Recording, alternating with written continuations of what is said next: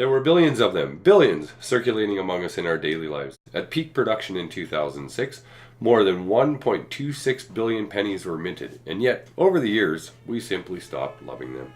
And now, like it or not, Canadians wake up penniless.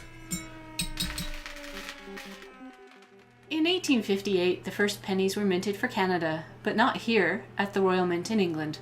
The first heads or tails toss of a Canadian penny would have fallen with Queen Victoria as the head, or a twining wreath of maple leaves as the tails. Queen Victoria died in 1901, but her visage lingered.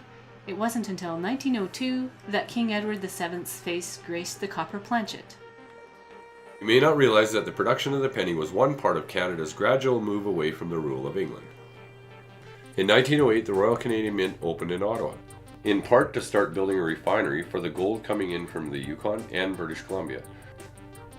Edward VII was the first penny face ever printed in Canada, and remained the standard head until his untimely death in 1910.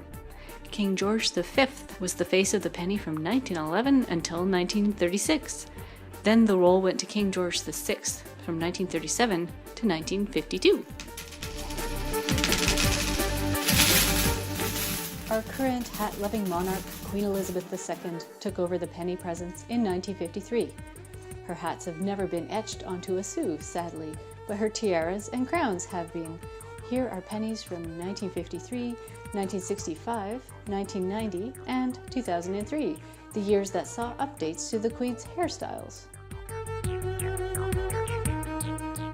And look at this. For 1 year only, 1967, Alex Colville's design of a rock dove was minted to celebrate Canada's centenary.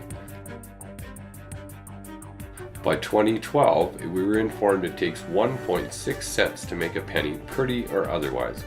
On May of that year, the last penny was minted in Winnipeg.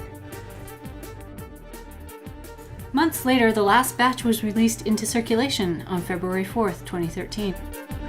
And that was the beginning of the end of Canada's common sense. The only other time the Canadian government literally pinched pennies was in 1920, when they reduced the penny's size by half. Now there are no more chances to find a lucky penny on the sidewalk, and wishing wells can only fill up with nickels and dimes, never changing color.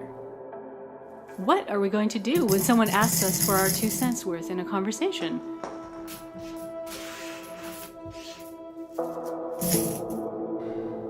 Ah, Penny, I'll miss you. You were the one that always made sense to me.